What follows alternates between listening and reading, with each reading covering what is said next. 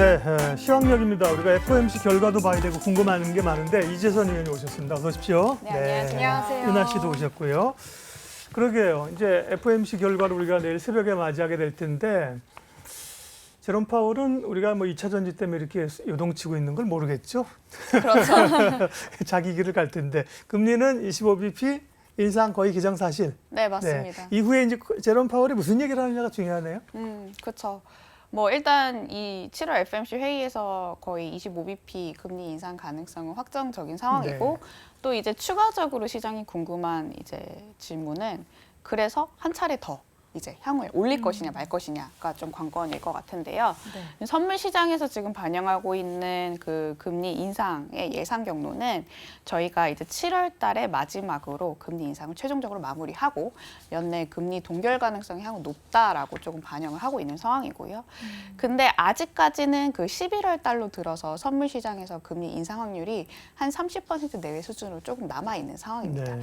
그렇기 때문에 파월 의장이 이번 이 회의를 통해서 연내 추가 2차례 금리 인상 가능성을 여전히 강조를 한다라고 했을 때는 저는 증시 관점에서는 증시 상단은 여전히 좀 제한될 가능성이 높다라고 생각이 들고 있고 추세적 상승 시점 또한 뭐 여름보다는 오히려 좀 가을을 바라보자라고 계속을 말씀드리고 있는 상황이에요. 아무래도 저희가 최근에 이제 지표상으로 보자면은 CPI가 이제 YOY 기준으로는 하락하고 있는 거는 맞기는 하지만요. 저희가 연준에서 보다 또 중요하게 보는 지표 중에 하나가 기대 인플레이션 추이입니다. 네. 근데 이제 매월 발표되는 기대 인플레이션 추이 중에서 1년 단기 기대 인플레이션이 발표가 되는 상황인데 저희가 예비치가 사실 3.3%에서 3.4%로 소폭 지지난주에 반등을 했거든요. 네. 그리고 또 이와 더불어서 최근에는 원자재 가격이 사실 조금 상승을 하고 있는 추세이기 때문에 아무래도 제 생각에는 연준이 그 인플레이션에 그 있어서 시장이 원하는 대답을 주지는 못할 것 같아요. 그렇기 때문에 사실 시장 같은 경우도 보자면은 인덱스적인 측면에서 약간 추세적으로 상승을 하기보다는 오히려 이제 순환 매장이 계속해서 연출될 가능성이 이제 8월 달까지도 높다라고 생각이 들어서요. 네. 좀 아직까지는 톤 자체는 그렇게까지 긍정적이지만은 않은 상황입니다. 근데 FOMC가 지금 아직 결과가 안 나왔는데도 미국 주식시장이 뭐 다우 같은 경우 12일 연속 상승? 이렇게 강세를 맞아요. 보이는 이유는 그럼 뭐예요? 아무래도 그 로테이션 측면에서 그 성장주 쪽에서의 수급 부담이 다우 쪽으로 많이 네. 이제 쏠림이 이제 완화가 되고 있는 것 같아요. 저희가 이제 5월달, 6월달까지 이제 빅테크 중심의 상승장이 굉장히 가파르게 진행이 됐었는데 네. 경기 연착륙이 가능하다라고 했을 때는 증시 하단이 여전히 지지될 가능성이 높고요. 그렇게 된다라고 했을 때는 쏠림 현상이 비단 이렇게 좋은 것만은 아니라고 저는 생각이 듭니다. 이 수급 관점에서 보자면은 나스닥에서 이제 다우지수로 이제 수급이 쏠림이 완화되고 있는 점은 저는 보다 조금 긍정적인 포인트로 해석을 할 수가 있을 거다라고 생각이 들고 있고요. 특히 이제 나스닥 지수 같은 경우를 보자면 뭐 성장성이라든지 이익은 담보가 되긴 하지만 아까 제가 말씀드렸다시피 금리의 하방 압력이 제한적일 가능성이 높은 거를 시장이 좀 반영을 하고 있는 것 같아요. 그렇기 때문에 자연스럽게 다우 쪽으로 이제 그 지수의 상승세가 쏠림이 이제 옮겨가는 것 같기도 하고요. 네. 그렇게 생각을 네. 하고 있습니다. 네, FOMC에서는 미국의 금리가 이제 또 결정이 될 거고 그 이후에 또 3대 중앙은행인 유럽 중앙은행에서도 금리 결정 통화정책 회의가 기다리고 있고요. 일본도 좀 기다리고 있습니다. 유럽과 일본에서는 좀 어떤 금리에 관한 정책을 내놓을까요? 매파적인 기조를 보일 가능성이 높은 미국과 달리 ECB와 BOJ 같은 경우를 보자면은 시장이 당초 예상했던 것 대비해서는 매파적일 가능성이 낮다라고 생각이 들고 있어요. ECB나 뭐 영국이나 계속 금리 올리는 거 아니에요 지금? 네, ECB도 이번 달에 이제 25bp 금리 인상 가능성이 높기는 네. 하지만요. 마냥 금리를 올릴 수 있을 만한 여건이 지금 마련이 되고 있지는 않은 상황입니다. 그러니까 네. 미국 같은 경우를 보자면은 아무래도 소비라든지 이제 그 고용 중심의 그 경기가 형성이 되다 보니까 네. 실제로 지표가 잘 나오게 되면서 GDP 성장률 같은 경우를 보자면은 계속해서 플러스를 유지를 하고 있는 상황이거든요. 뭐 이거는 사실 추세적으로 지켜는 봐야겠습니다만. 근데 ECB 같은 경우 특히 이제 뭐 영국은 말할 것도 없고요. 영국은 아직까지 물가가 잡히지 않은 상황이고 또 최근에 이제 시장이 좀 쇼킹하게 약간 충격을 줬던 그 지표 중에 하나가 독일 제조업 지수였는데 40포인트를 하회를 했습니다. 그냥 굉장히 이제 경기 상황이 미국 대비해서 빠르게 조금 악화가 되고 있다. 유로존 같은 경우는 그렇게 해석이 가능할 것 같고요. 그렇기 때문에 마냥 ECB가 추가적으로 인플레이션을 잡겠다고 금리를 더 올릴 수 있는 여건은 그렇게까지 하반기 중에 높지는 않을 것 같아요. 제 생각에는. 그렇기 때문에 ECB가 이번 달에 금리 인상을 하더라도 향후에 이제 추가적으로 금리 인상을 하반기 때 할 수 있을지 이거는 좀 더 지켜봐야 될 것 같고 그렇게 된다라고 했을 때는 이 환쪽인 측면에서 유로화 약세 압력이 좀 전개될 가능성이 있다라고 전 단기적으로 생각을 하고 있습니다. 뭐 BOJ 같은 경우를 보자면은 저희가 계속해서 이제 아시다시피 그 일본 경기가 물가 상승률이 그래도 한 3% 수준까지 올라왔거든요. 근데 그럼에도 불구하고 구조적인 인플레이션이 잘 모르겠다. 그러니까 확신이 없다라고 약간 BOJ 의원들이 계속해서 말을 하고 있는 상황이고 실제로도 완화적인 통화 정책 기조를 이제 매파적으로 돌릴 가능성을 여름 중에는 시장이 그렇게 높게 보고 있지 않은 것 같아요. 뭐 빠르면 9월 중으로 이제 BOJ가 이제 보다 긴축적으로 나설 가능성이 있다라고 생각을 하고 있기 때문에 이 여름 중에서도 사실 엔화 약세 가능성이 지속될 가능성이 높다라고 생각이 들고 있고요. 그래서 수급적인 관점에서 보자면은 최근에 달러가 지난주부터 조금씩 올라오고 있는 상황이거든요. 그러니까 추세적으로 약세 전환이 된다라고 했을 때는 이머징 증시라든지 우리나라 수급에 좀 긍정적인 영향을 미칠 가능성이 높은데 그렇지 않다라고 했을 때는 이 달러의 수급적인 측면에서도 좀 중립적이 될 가능성이 높다라고 생각을 하고 있습니다. 그러면 엔화가 더 약세를 보이고 유로화도 약세를 보이는 게 좀 부정적일 수 있다는 이야기실까요? 그렇죠. 달러 강세가 아무래도 이제 우리나라 입장에서는 썩 좋은 이제 재료는 그쵸. 아니니까요. 특히 뭐 금리가 사실 조금 빠진다고 했을 때는 뭐 수급적인 관점에서 또 다른 이제 좀 긍정적인 포인트로 잡아볼 만한데 아까 제가 말씀드렸다시피 연준이 코어 CPI가 본인들이 원하는 수치만큼 빠지지 않는다면은 여전히 이제 데이터를 보면서 입장을 확인하겠다는 기조를 계속해서 유지할 가능성이 높고 그렇기 때문에 2년물과 10년물 금리도 사실 그렇게까지 크게 빠지지 않을 가능성이 높기 때문에요. 조금 더 지켜봐야 될 것 같아요. 국내 경제 상황 보겠습니다. 오늘 우리 성장률 전망 내린 데가 IMF였나요? 네, 맞습니다. 네, 그렇죠. 세계 네. 경제 성장률은 올리면서 네. 우리는 성장률을 낮췄고요. 네. 우리는 수출 데이터가 중요한데 6월 수출이 16개월 만인가 극적으로 조금 플러스 흑자로 돌아섰는데 7월 중순까지 보니까 다시 이 적자 떨어졌어요. 떨어지고 있어서 한 달 만에. 네. 그러게요. 수출이 이게 쉽게 역시 돌아서지는 않는 게 확인이 되는 거네요. 맞네. 네. 네, 맞는 네. 것 같아요. 아, 네, 네. 아, 저도 약간 당황하다 보니까. 그러니까 저도 수출 데이터 보고 좀 많이 당황하긴 했거든요. 그러니까 저희가 예상했던 경로 대비해서도 그 20일 잠정 수출 증가 폭이 오히려 개선되기보다는 조금 더 많이 악화가 되고 있어서 이러한 흐름으로 계속해서 가져갔을 때는 저희가 이제 다음 주에 확인할 이제 7월 달 최종적인 수출 지표 자체가 그렇게까지 사실 높아질 가능성이 좀 적다. 라고 이제 생각이 들고 있고요. 이렇게 된다라고 했을 때는 코스피의 경로 자체도 보자면 단순하게 생각을 하자면은 6월 달에 사실 소폭 올랐으니까 코스피가 좀 추세적으로 이제 상승 가능성이 높아졌다가 만약에 이제 7월 달 수출에서 좀 꺾인다라고 했을 때는 방향성 자체는 위보다는 좀 아래를 이제 탐색할 가능성이 높다라고 생각이 들고 있고요. 주요 수출 품목 보자면은 뭐 계속해서 조금 안 좋은 업종들이 와진 거를 이제 저희가 잠정 수치치를 통해서 확인을 했고요.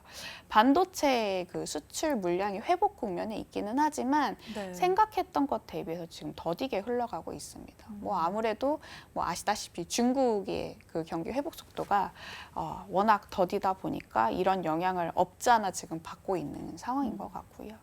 그래서 이제 수출도 품목별로 보자면은 편차가 아마 하반기 때는 계속 좀 심화가 될 가능성이 높다라고 생각이 들고 있어요. 잘하는 업종은 계속 잘할 가능성이 높은데 뭐 그렇지 않은 업종에 대해서 기대감이 조금씩은 이제 옅어질 수 있을 가능성도 염두를 해야겠다. 중국 경기가 온전하게 회복 국면에 접어들지 않는다면 그렇게 조금 해석이 가능할 수 있을 것 같고요.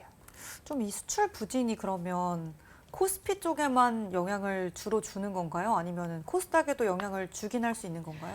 주기는 할 수 있을 것 같아요. 외국인들이 이제 전반적으로 우리나라를 볼 때 이제 액티브 자금도 있긴 하지만 또 패시브 자금 쪽에서도 외국인들의 수급 유입이 되기 때문에요. 네. 뭐 물론 코스피 내에서의 저희가 수출 업종들이 굉장히 많은 거는 사실이긴 하지만 이 수급 영향력도 사실 이제 외국인들이 이제 결정적인 요인으로 작용을 하기 때문에 좀 무시할 수는 없다라고 해석이 가능할 것 같고요. 근데 코스닥 같은 그죠? 경우를 보면 센치적인 측면이 강한 거죠. 네, 사실은 맞습니다. 대부분 수출하는 게 뭐 반도체, 자동차, 화학 이런 건 다 코스피에 그죠? 그렇죠. 그러니까 몰려 있죠. 그러니까 실적에 미치는 거는 코스피가 코스피가. 압도적인데 코스닥도 뭐 센치 영향은 그 심리적인 영향은 받을 수 있겠죠. 그렇죠. 또 이제 수급 영향은 네, 센티먼트도 굉장히 중요한 부분 중에 네. 하나니까요. 네.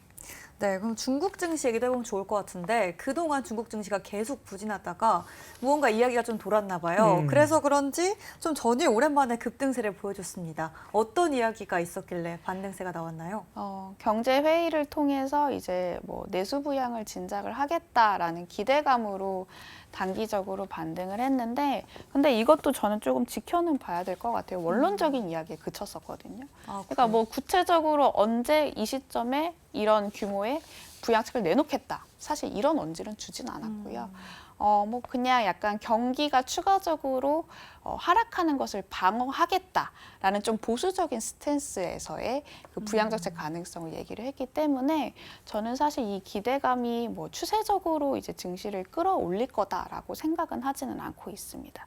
그래서 이게 사실 조금 하반기 때 우리나라뿐만 아니고 이머징 증시에 도움을 주기 위해서는 필요할 것으로 보여지긴 하는데 네. 이 부분에 대해서도 사실 중국 전문가들도 의견이 이제 분분한 상황이라서 네. 이 뉴스 플로우를 계속해서는 봐야 될 거는 같아요. 소비 진작 이런 얘기는 뭐 나왔던 얘기고 이번에 이제 주목했던 거는 부동산 얘기를 했기 때문에 네. 부동산을 사실 건들 수 있나? 부동산을 통한 경기 부양이 가장 센데 그 얘기를 좀 해서 시장에서 좀 기대를 했던 것 같아요. 맞아요. 예. 근데 부동산 같은 경우도 보자면은 뭐 예전만치 부동산에 있어서의 투자라든지 내지는 네. 대출 규제를 많이 풀어줄 가능성이 낮다라고 이제 시장이 대다수로 아직까지 생각을 하고 있는 것 같아요. 그래서 뭐 부양 정책을 좀 지켜는 봐야겠지만 증시 입장에서는 단기적으로 센티먼트 개선 그 이상을 좀 기대하기는 어렵다고 생각을 하고 있습니다. 네. 구체적인 부양과 관련된 게 나와야 비로소 좀 계속된 상승세를 예상할 수 있겠네요. 그렇죠. 저희가 금리 인하는 일단 1차적으로 6월 달에 단행을 했지만 그 네. 이후로 뭔가 뚜렷하게 시장을 움직일 수 있을 만한 부양 정책을 구체적으로 발표하지는 않았거든요. 세부적으로요. 언론 보도는 계속 이제 기대감을 이제 낳고는 있지만 실제적으로 정부가 안 움직이게 된다면은 중국 경제 성장률이라든지 뭐 수출에 관련돼서도 뭐 모멘텀을 크게 기대하기는 아직까지는 좀 힘들다라고 생각하고 있습니다. 네. 앞서 최근에 이제 원자재 가격 상승이 조금 물가 쪽에 부담을 줄 수 있다고 살짝 언급하셨잖아요. 근데 이제 러시아하고 우크라이나 흑해 곡물 협정이 지금 파기가 된 상황이고 이상기후 이런 것들 때문에 곡물가가 다시 움직이는 모양이에요. 예, 맞아요. 이 영향을 좀 신경 써야 될 변수로 보시나 보죠? 네, 저는 네. 보고 있는 네. 상황이고요. 일단 WTI가 저희가 주요하게 보는 원자재 가격 중에 하나인데 네. 그와 더불어서 지금 농산물 가격이 조금 많이 올라오고 있는 상황이거든요. 아까 말씀해 주셨던 그 러시아가 그 곡물 협정을 파기를 하게 되면서 네. 밀 가격이 이제 최근 2주 사이에 거의 한 16% 이상 급등을 했습니다. 이와 더불어서 인도 같은 경우도 최대 쌀 수출국인데 약간 특정 품목 거의 한 50% 비중을 차지하는 쌀의 특정 품목을 이제 수출을 금지하겠다고 선언을 했거든요. 이 시사점이 뭐냐라고 생각을 해봤을 때 원자재 가격이 전반적인 그 상승 압력이 인플레이션의 압력을 자극하는 것도 좀 부정적인 요소일 수 있겠으나 우리나라 같이 그 식료품에 대한 그 CPI 비중이 높은 국가들은 생과계로 인플레이션 압력이 좀 더디게 떨어질 수도 있겠다라고 생각이 들게 되더라고요. 그래서 이제 원자재 가격이 추세적으로 상승하는 부분에 대해서도 이 속도에 대한 부분을 조금 유의할 필요가 있겠다. 트래킹할 필요는 있을 것 같다라고 생각을 하고 있습니다. 네. 그럼 이 곡물가 상승에 관련된 게 하반기에 좀 강한, 좀 중요한 모멘텀이 될 것 같다는 말씀이실까요? 네, 그렇죠. 왜냐하면 곡물가가 상승을 하게 된다라고 했을 때는 네. 사실 그 소비자들도 마찬가지지만 기업들의 마진에 있어서도 부담이 조금 많이 우려가 될 것 같다라고 생각이 들거든요. 특히 뭐 이제 내수주 관련된 기업들은 네. 이제 이게 원가가 부담이 높아지면은 가격을 이제 전이를 시켜줘야 되는데 그럼 결국에는 이제 그 소비자들 입장에서 부담이 될 수밖에 없는 상황이고 소비자들의 그 소비 여력이 줄어드는 하반기 구간이라고 했을 때는 기업들도 정가시키는 데 한계가 좀 일정 부분 있을 거는 같아요. 네. 그럼 결정적으로 기업들의 마진이 줄어들게 되고 저희는 증시가 최근에 이제 강하게 상승을 하고 있는 이제 결정적인 상승 재료 중에 하나가 경기 연착륙과 기업이익 마진이 시장 예상 외로 좀 버틸 가능성이 높다라는 그런 내러티브인데 그게 조금 깨진다라고 했을 때는 좀 리스크 요인 중에 하나일 가능성이 높다라고 생각을 하고 있고요. 네, 그 이제 7월은 사실 얼마 남지 않았잖아요. 곧 8월인데 FOMC도 이제 내일이면 결과가 또 나오기 때문에 8월을 또 이야기를 해보면 좋을 것 같아요. 8월 달에 주목해야 될 매크로 이슈 좀 어떤 게 있을까요? 일단 저는 8월에 나오는 7월 CPI가 변곡점이 일단 방향성이 될 가능성이 높다라고 생각이 들고 있고요. 뭐 아무래도 7월 FOMC 회의에 대한 기대감이 제한적이기 때문에 그 파월 의장이 이제 잭슨 홀웨이가 이제 8월 말에 예정이 되어 있잖아요. 네. 그 CPI를 확인하고 또 이제 잭슨 회의에서 어떤 발언을 할지가 좀 주목이 되는 상황이기 때문에 이게 시장 예상 대비해서 코어 CPI가 좀 빠르게 하락을 한다라고 했을 때는 시장 방향성이 단기적으로 좀 오를 가능성도 있다라고 생각이 들고 있고 뭐 그렇지 않고 시장의 기대 대비해서도 좀 밋밋하게 CPI가 흘러간다라고 했을 때는 8월 달에도 그렇게까지 시장 방향성이 위보다는 사실 저는 약간 횡보할 가능성이 높다라고 생각을 하고 있습니다. 네. 잭슨홀 미팅이 있고요. 중앙은행 총재회의입니다. 작년에 잭슨홀에서 우리가 뒤통수를 한번 맞아가지고 상당히 긴장하고 있고요. 네. 8월에는 FOMC가 없고요. 그죠? 9월 20일 날 있어서 통화정책은 제한적이긴 하나 물가를 확인해야 하는 거고요. 전략 좀 얘기하겠습니다. 워낙 한 최근 특별히 이번 주, 지난주가 2차 전지로 쏠림 현상이 굉장히 강해서 변동성에 따라 대응하기가 굉장히 어려운 상황인데요. 예. 그쵸. 전략 좀 주세요. 네. 그렇죠. 저도 오늘 장 보고 이게 무슨 일이지라고 약간 네. 조금 좀 당황을 네. 많이 했던 것 같은데요. 그러니까 뭐 말하기는 조금 조심스러운 것 같아요. 근데 2차 전지의 성장성은 사실 저는 여전히 유효하다라고 생각이 들고 있고 저희가 이제 주력적으로 이제 수출을 할 수 있는 그 몇 안 되는 성장성이 담보되는 그런 업종 산업군이라고 생각을 합니다. 다만 최근에 있어서 보자면 2차 전지 수급의 그 쏠림 현상은 좀 다소 과도한 측면이 없지 않아 있다라고 생각이 들고 있고요. 제가 2차 전지를 비교할 때 2014년, 15년 그 화장품이라든지 바이오가 강세장을 주도할 때 그 국면을 조금 자주 비교를 하게 되는데 그때도 이제 신용 그 시가총액 대비해서 신용 그 융자 잔고 비중이 굉장히 이제 해당 업종군에서 좀 빠르게 많이 올라왔었어요. 근데 그거 대비해서도 지금 2차 전지의 그 신용융자에 대한 그 비중이 굉장히 빨리 높아졌거든요. 그러니까 2주 사이에 16%였던 게 22%까지 급등을 했습니다. 그러니까 결국에는 이제 개인들이 2차 전지를 굉장히 수급을 많이 빨아들이면서 좀 수급을 좀 왜곡을 시키는 게 없잖아 있다라고 생각이 들고 있고요. 네. 그렇기 때문에 이제 그 매크로적인 측면에서 단기 조정을 이제 제공할 수 있을 만한 그런 이벤트가 발생을 하게 된다라고 했을 때는 2차 전지 내에서도 사실 실적이라든지 이런 게 담보가 되지 않은 업종군 내에서의 차익 실현이 조금 더 강하게 나타날 수 있겠다라고 생각을 해서 변동성이 좀 유의를 할 필요가 있을 거는 같고요. 대안을 찾자면은 저는 8월 달에는 2차 전지보다는 반도체 쪽을 많이 유심히 보자라고 말씀을 드리고 있어요. 반도체와 2차 전지 주가를 보면은 이제 반대로 이제 가고 있는 상황이거든요. 그러니까 네. 2차 전지 쏠림 현상이 다소 조금 완화가 되고 이 수급이 어디로 이제 전파가 될 거냐가 8월 달에 관건일 것 같은데 저는 이제 반도체 같은 경우를 보자면 아직까지는 온전하게 회복 속도가 시장이 예상했던 것만치 빠르지는 않지만 어쨌든 저점을 찍고 지금 영업이익 개선이 계속해서 이제 나타나고 있는 상황이고요. 또 이제 최근의 수급상을 보시면 외국인들과 기관들이 2차 전지를 이제 매도하는 그 동시에 반도체 일부 품목들은 여전히 이제 긍정적인 시각을 보내고 있는 상황입니다. 네. 그렇기 때문에 로테이션 측면에서는 반도체 쪽, 특히 뭐 IT 부품 쪽에 또 관련이 이제 이제 관심을 좀 많이 가지자라고 말씀을 드리고 있고요.